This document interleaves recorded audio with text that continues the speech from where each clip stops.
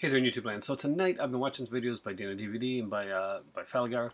A few of my other friends as well. I've got one of and ready is queued up to watch in a minute. If you haven't seen either one of these three guys' videos, you haven't seen any of Lauren's videos from Ron's Reviews, or Mark's from Killer Nerd, you really got to see this stuff.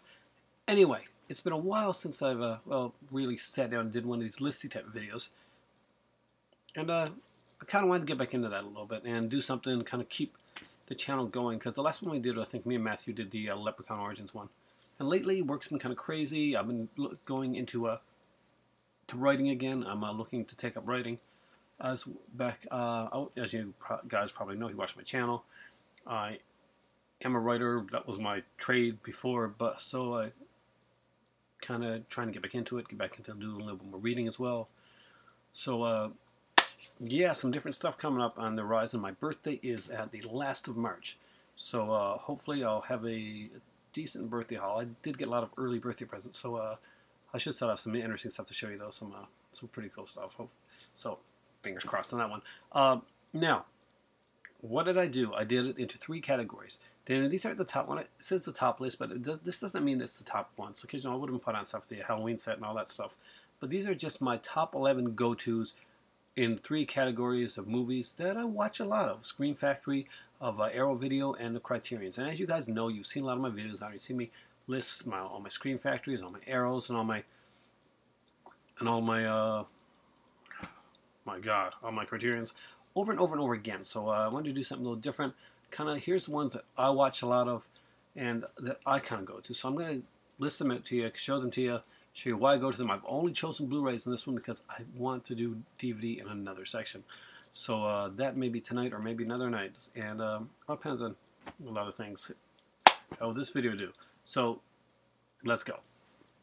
And I apologize for being gone for so long and being a little bit inconsistent lately, but work has been crazy. I like Jean-Luc Godard. One of my favorite films by him is this one right here. Done in 1960, and it's a movie called Breathless. Criterion did an amazing job with this one. There's a lot of great features on here as well. It is just incredible packaging. I love this packaging here. See, I like this here. I do not like what Elysium with the yellow on the. Don't like that. But there's beautiful colors on this. Just an amazing film. It has Jean-Paul Belmondo, who's one of my favorite French actors, and Jean. Oh God, I'm doing a. Seberg. I don't want to ruin her name, but she's beautiful. And I just truly love this film. I love the way this is done. It's so cool, so mad. Just like so many pictures from the actual film. And it's only at 90 minutes long. Just concise, beautiful film. And if you've never seen it, this is one of the films that helped launch the French New Wave cinema, and I'm a huge fan of French New Wave cinema. Next up is another director that I'm a big fan of, and a movie that's really trippy. So I know it's not for everybody, but it's one that I can turn on every once in a while, and I really do enjoy it. Is it strange? Yes. Do I like it? Yeah, I really do. And it is a Videodrome. Videodrome is actually done really neat. I love the packaging on Videodrome. It's one of the more inventive packaging that they've ever done. You got like a beta tape here. With the stuff on. If you remember the days of VHS and beta, then you know exactly what's going with this here. Well, all I can do is watch the movie. There's some great stuff on here. There's some great features. Cool Fear on Film roundtable discussion. Really worth checking out. It was done in '82. It's got John Carpenter, John Landis, Mick Garris, and Cronenberg. So worth the price alone. Just really great stuff. And it's one I watched a few times. I'll definitely watch this one a few times. Again, another in the truly beautiful films, and it's Fritz Lang's M. I love this movie, and it really made Peter Lorre a star. It brought him into the to notice that would bring him over here, and he would do a lot of stuff here. Not all as good as this, but there would be a few things, and M was like one of those movies that really made me take notice. It's a beautiful film. It's very evocative. It's actually a solid film. It's longer than the actual two other films I showed you there, but it doesn't seem it. It just runs really well, and it's truly a great character role. It's a character actor role. De Palma is one of my favorite directors of all time, and this is one of the reasons why. The movie Blowout. When I first started watching this movie, I had no idea what it was about. I had no idea that it was the Palm at the time, and I just picked it up on a VHS. It's one of those times, you know, when you pick up a bunch of random movies. One of them turned out to be Blowout, and I picked up like 5 or 6 others. I was sitting down on the weekend. It was like, yes, getting ready. It was summertime, so week wouldn't matter. But we had a bunch of movies, and I was sat down. I turned this on, and what started out was like, whoa, this is. I didn't know this was a low budget slasher flick. And it got me because it wasn't. And the Scream, the infamous Scream. This is probably one of the best covers that Criterion ever put out. I know it looks pretty standard and it looks like almost just, you know, it's like a still from the movie type of thing, but it perfectly encapsulates John Travolta's character within the film. You just got to really watch the movie and see it. This one actually gives you a second movie, Murder a la Mode, on it as well, so it really is a good deal for its buy. And the hour-long interview with De Palma is absolutely, utterly, and 120% fascinating. I've watched this so many times. I want to learn from the masters. Speaking of the masters, a guy that made one film, and it was such a beautiful, amazing, incredible film, and that is Charles Laughton's The Night of the Hunter.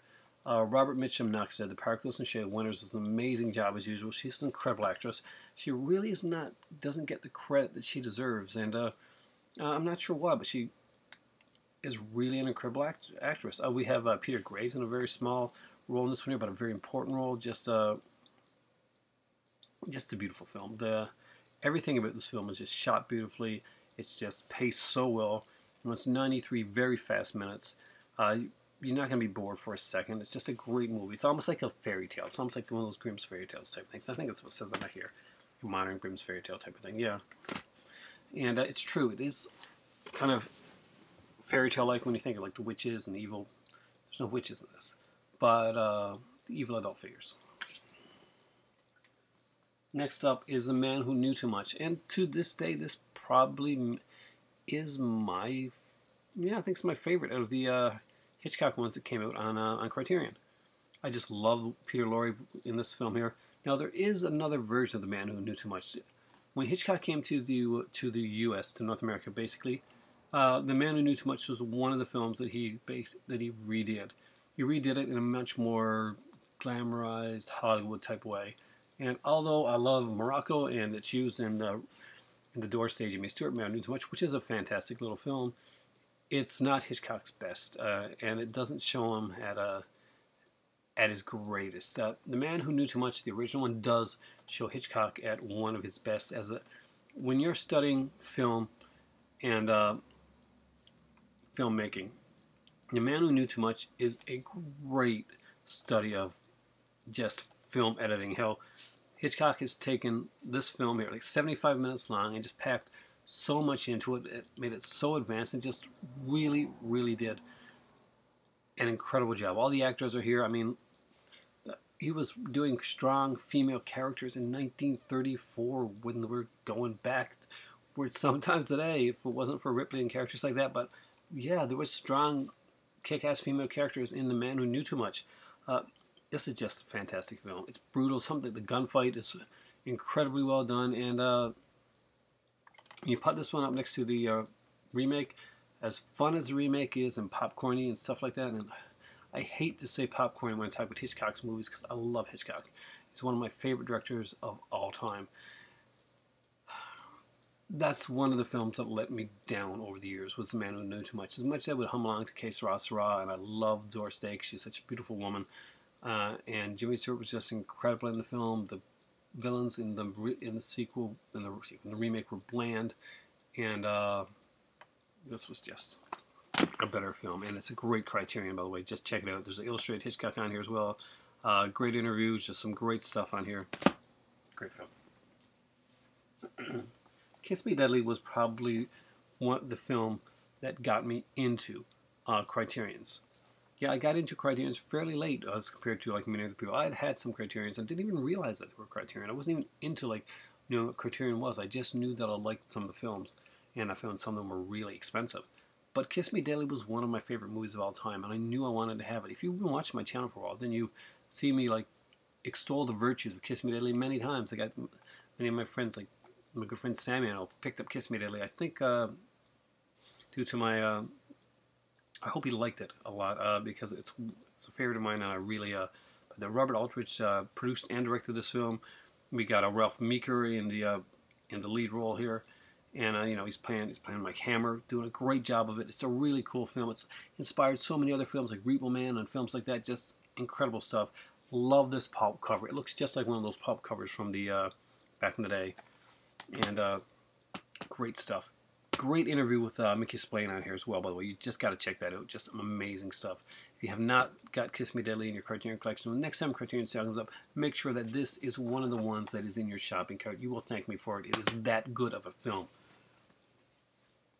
For me, there's many great Fellini films, but for me, I love coming-of-age films, and I love films that have more of a personal slant to them. And nothing was more personal for Fellini, I think, than Amarcord. I know 8.5 is a great film, and it's a very personal film as well, but this took Fellini back to a very, to his childhood, to his home, and it just he could open up wounds and really talk about, really expose himself. And he really does. Amarcord is such a fantastic little film. It's so quirky, and the cover on this, the artwork, is just incredible. Let's just open it up here so you can see just how good the artwork is on this stuff. And I just think that's amazingly done. As you can see, the book that in this one, like in many of the Criterion books, are just incredibly big, incredibly cool. Just look at the artwork on here. It's just, think of that as Fellini-esque Norman Rockwell. Just great, great stuff. This one was given to me by my great friend Sammy Falligar, 5 and 7, and it's one of my favorite films. And he gave it to me, and I watched this one. Oh man, I watched this one so many times. I fell in love completely with the actress that plays the disturbed girl in this film here. She just is so amazing and haunting, and she just is incredible. And the movie's Black Narcissus. If you haven't seen it, I know the cover really doesn't do it justice, but it is a great, great film. There are some great features on here as well. Some amazing stuff you find out about this movie. This was a triumphant, fantastic. I mean, I love most of the Powell Pressburger work, but this is my favorite by far. I mean, nothing else touches it for me, and that's me personally. Another Criterion Alfred Hitchcock one, because, you know, I love me some Hitchcock, and Foreign Correspondent. It was the latest one that they brought out. I love the cover on this one. Just a great one, and it's one of the few, grab it while you can with the Blu-ray DVD. Just some really cool stuff. I love the way this is done. It's just an amazing, amazing film. Beautiful transfer. Great special features. And if you haven't seen, I don't want to give away much with Foreign Correspondent. Joel McCrea is in the role, is in the lead role, and that's what you should need to know. It's Hitchcock, Joel McCrea, you need it. And next up is one of the biggies. I have gotten my dad this one for Christmas as well, which he's going to get next week, I think, because my better half is going away. So you may see me on here a little bit more. She's going to a convention, which means not a comedy convention, it's like a work convention, sadly. Which means I'm going to be home by myself a bit. But anyway, Red River, just an amazing film by Howard Hawks. I love the ones with the books in them, just because I love to read. I really do. I'm a voracious reader, and it's really cool to have stuff like this. Just cool paper books. I love the e-readers and stuff. I have that, but I gotta have real books in here in my collection.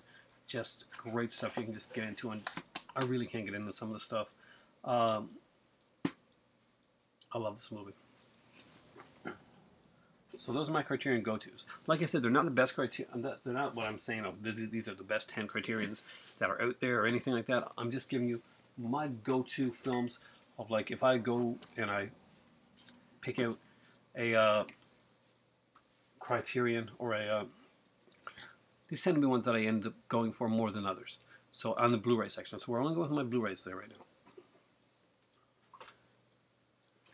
now. Scream Factory. First up, Dark Angel. Just a really great 80s action film. Severely underrated work with Dolph Lundgren. When you watch this movie, remember, this is before the days of green screen. Right here, we get to see practical special effects.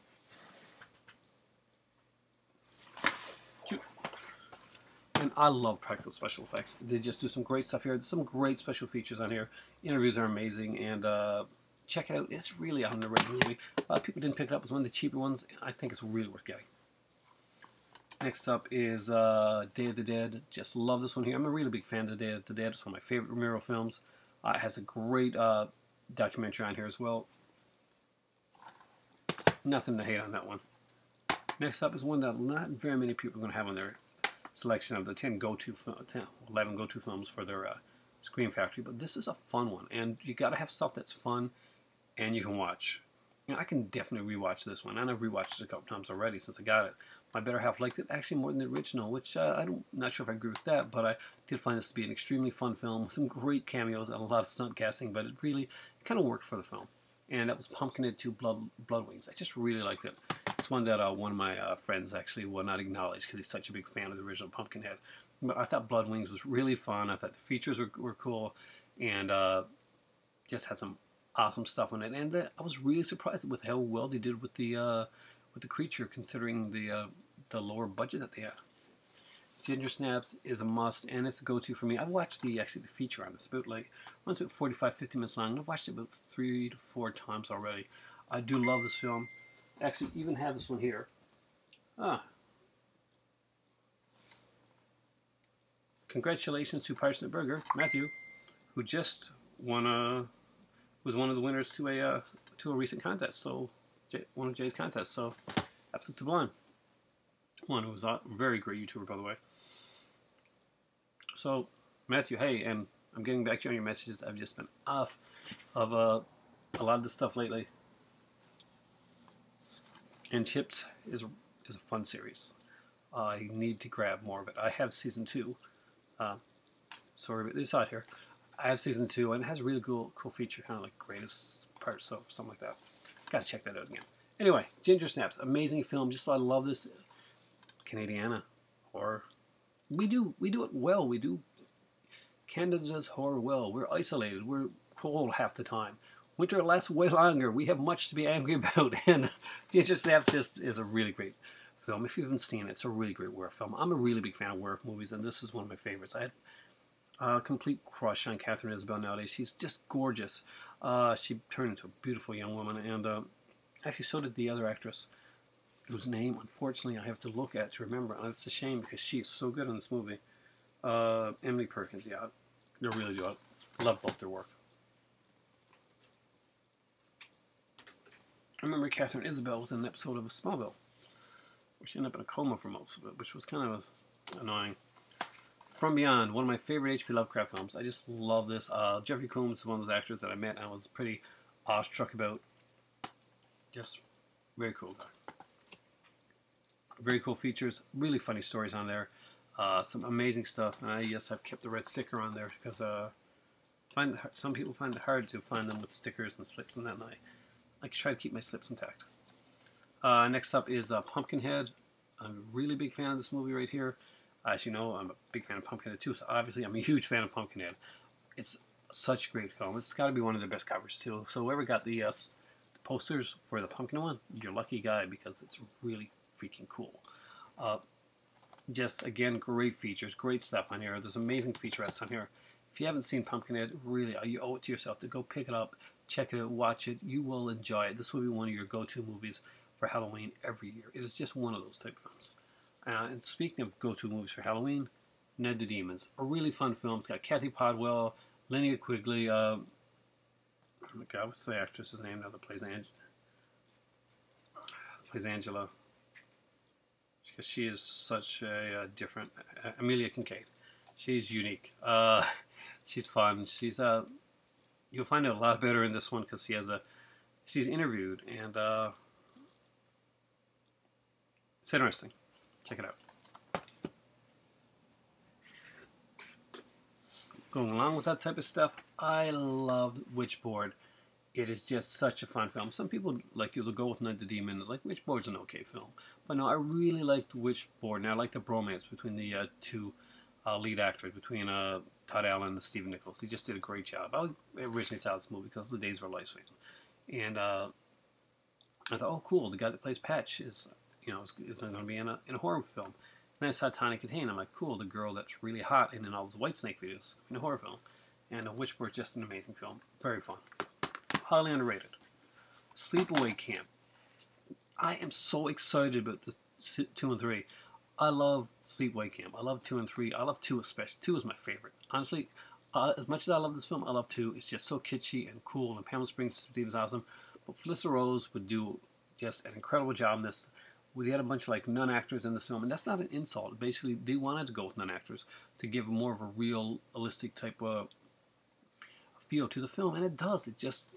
This film works on so many different levels, and it's cool. It's unique. The kills are really good, and so it was an amazing. It was a bitter shock when Return to Sleepaway Camp came up with the same director and like a lot of the same cast and stuff coming back, and just it being such a crushing disappointment.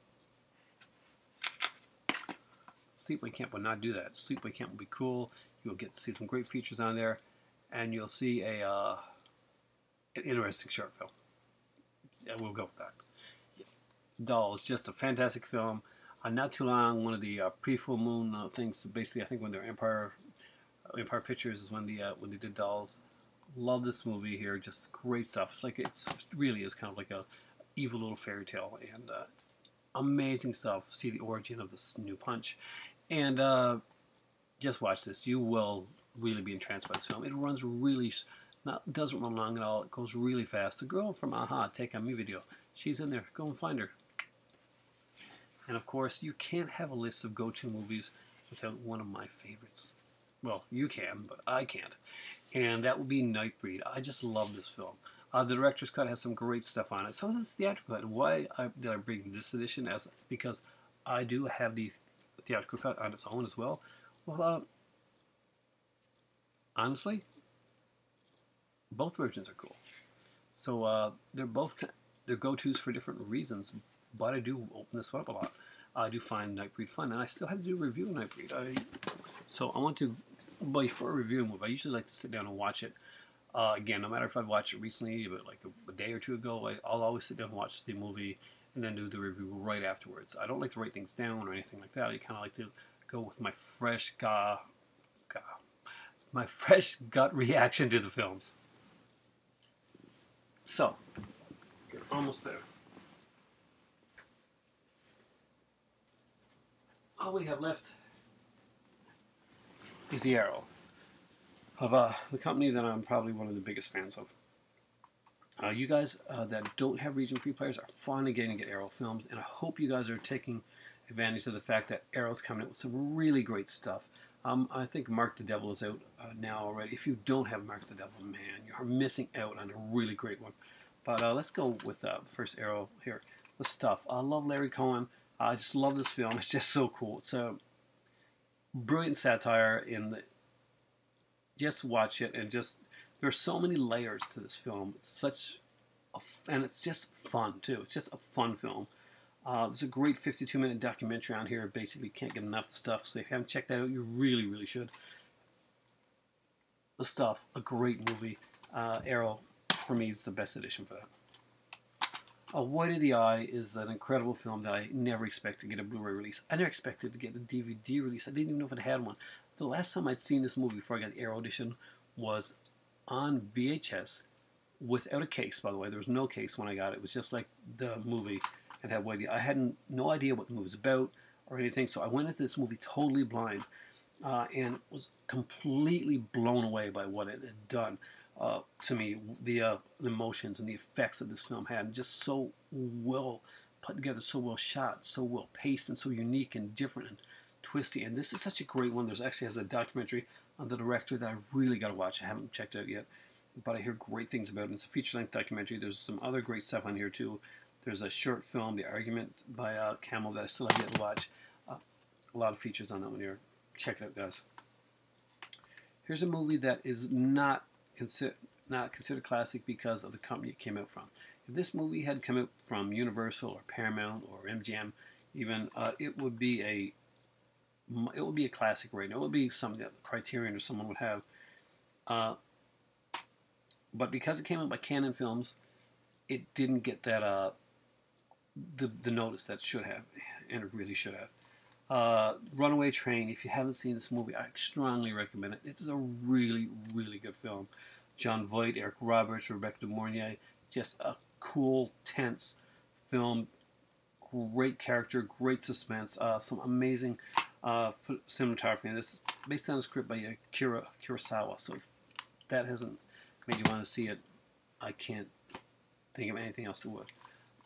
Personal favorite of mine, like I said before, I told you guys I'm a De Palma fan, and I really am. And I think this is a De Palma classic that nobody ever talks about, nobody ever gives notice to. It's really a shame, and the movie's called Obsession. I love this film. It's lighter on the features. There's like a 37-minute, basically, documentary on there, but they do have 2 short De Palma films as well. But Obsession, I just love this movie. Cliff Robertson does an amazing job in this film. And, man, just watching this movie completely blew me away. It was a joy to watch. It was a joy to rewatch. And every time I watch it, I just get something else out of it. It's just one that's a personal favorite of mine. Obsession. I love De Palma, and I love that film. The Burbs. I'd spent so long wanting to get The Burbs. A lot of us did. I could go on the internet anytime, go to Blu-ray.com, go to one of those other websites, go onto Facebook, and so many people saying, when is somebody going to bring out The Burbs? Well, here it is. And there's a great edition of The Burbs. They got a steelbook of this as well, but I kind of like this because I wanted the reversible artwork. We got like commentaries. We got to make it. You know, we got a work print, like a work print version of the film. If this was snaps, there'd be like so many of them. Then you just get the regular edition. You had to spend a fortune for it. And I love snaps, so that's not a knock on snaps. That's just, yeah, we're talking about Intruder. That's what we're talking about. I'm still mad about Intruder. It's got a feature-length documentary, a work print of the film, just with, uncut work print. Really great stuff. The Burbs. It's a very fun film. For me, it's one of Tom Hanks' best. It really is. And I'm not big on a lot of on all of his films, and some of them are, don't really hit with me. Well, they do hit, but they're not. They're just, some of them are depressing. Let's get it out in the open. Certain ones I'm not a fan of, and I'm not. Forrest Gump is never one of my favorite films. The Burbs is. That's me. Remo Williams. I'm not going to talk about that one any more than that because you know the truth. I love this movie. I love the documentary in this movie. I just think it's fantastic. I think you should all own this movie. If you don't have this movie in your collection, get this movie. Remo Williams. There's the cover. Know it. See it. Get it. The adventure begins. It begins when you get the film. It's just fantastic. One that my dad gave me last year for my birthday, and I love it. I really do. Pam Grier and Foxy Brown. I cannot wait to get coffee. I've got the MGM edition of coffee, but I want the Arrow edition. Just there's so many great features. Talking about like the one of the original black stuntmen that actually made it into the what's it called? The Stuntman Association, right? The first African American Stuntman Association. Just really incredible. If you've not seen this one, it's great. These blaxploitation films are amazing. Pam Grier is a beautiful, beautiful woman, and she holds it with a lot of class and a lot of dignity. There's some great acting in this film here. If you haven't seen it, well, no excuse. See it. It's a Jack Hill film. Love Jack Hill stuff. Jack Hill is great. Next up is Mark the Devil. This one is out on the Region 1. So no reason not to have this one. Mark the Devil is a very cool film. It was a starting basically of Britain's horror changing and becoming more. It can become more brutal, become more realistic, getting a different feel to it. Before that, there had been a lot of Hammer, a lot of Amicus, and they played a really great Gothic period of horror. And it was pretty much coming to the end of that period. Something new was coming up. This was kind of the start of it. It still had the Gothic feel to it, but it kind of had a more of a raw feel, kind of a real feel. Some great actors. It's a great documentary on British horror here that you really got to see. It's just incredible. If you don't have Mark the Devil, get Mark the Devil. One of the top 10 films in my list ever is Invasion of the Body Snatchers by Philip Kaufman. I did I consider my best reviews on this film right here. I love this one here. There's a roundtable discussion on this. I think it's Wheatley and Newman and Norman J. Warren. Yeah, worth it alone. I would have bought that alone. But this is an amazing film, amazing features, just some great stuff. Invasion of the Body Snatchers, everybody's got to own it, and you got to have the Arrow edition. Zombie Flesh Eaters, one that me and my son watched together. He, who doesn't, like I mentioned before, doesn't like zombies. He's kind of zombied out. Really enjoyed this one here. Zombie Flesh Eaters, check it out. Lots of features, lots of great stuff. Zombie versus Shark, you gotta have that. You know you do. And one that I do go to a lot because it's a favorite movie of mine. It's fun, and I do like Bill Moseley. And I think he does a great job in this film. Of course, there's some other great features on here as well. Great commentaries. There's some amazing early films by him. And of course, that is Tobe Hooper's Texas Chainsaw Massacre 2. So at 30 minutes long, I think we've made this video just about as long as it should be and can be. Have a great night, guys. For me right now, it's time for tea. I hope you guys are subscribed to all the people that I mentioned before and more. I'll be doing a shout-out video down the road. I really got to get the time to get all this stuff together and get like every name, because I always forget a couple names and I feel bad, and I got to do it, like and mend them onto it and stuff like that. But just great YouTubers out there. I'm watching you guys. I don't get the comments much as I like to, and I'll take a day and I'll go and I'll like look at my comments in section, and I'll try and respond to all or as many as possible. I'll like thumbs it up in the meantime, just to let you guys know that yes, I've seen the comment. I do want to get back to it, and things have just been crazy. I appreciate every comment and every view and every share that I get on here. It's been amazing. I love this ride here, and I'm just refreshing myself right now. This is my birthday month. This is the month that I actually would normally be relaxing and stuff like that, but actually recently, with the start of the new job, with this trying to get involved more with our writing and just to read more, I've let some things slide. Unfortunately, my channel has slid a little bit, and I hope that it hasn't slid in quality, because I've been trying to keep up the quality of the videos, if not like the quantity of what I had before. I had a troll on here a while back. I won't mention names or anything like that. I just banned it from the channel, because you know that's what we do with trolls. It was basically, you know, man, it was like one of my old videos from like a long time ago. It's like, why don't you do anything besides make videos? Don't you need to work and a girlfriend? So I'm guessing that since that's kind of why I'm not on here, so, and not really why I'm not on here as much, but yeah, trolls, the hilarious parts of the day, truly, they can be. But for everybody that thumbs up and likes and shares, thank you so much. For all the people out there that are like trashing people and coming on here and just like thumbsing down, or like going over to like one of the girls' channels and just like saying some random stupid comments, or just saying mean stuff to some of my good friends like Sammy or guys like that. And well, you're cowards. You're waste of space cowards, and that's basically it. I'm tired of trolls and all that stuff. But you know what? So many great people on here. Leroy Green, great guy, amazing guy. Mako Tochi, if you haven't seen his stuff, he's a great guy in here. Man, so many people. Crystal C, another fantastic YouTuber. I love to see Crystal actually come on her videos. She's really just such a nice girl, and she shows off stuff that in her collections and stuff. I really like that when people like really are excited about stuff to get, and that's why the troll comments, because I'm just tired. I'm sick of the crap. Let's just bring the community together and just have fun with it. Well, I did not expect to go up like soapboxy there, but it's late. I can get some tea. Say hello to the giant lobster head in the sky, because he's watching you. He's like this great spaghetti monster. Remember when that was the thing on the internet? Yeah, me too. For me right now, it's time for tea. For you guys, hopefully it's time to like comment, share, like, subscribe. Have a great night.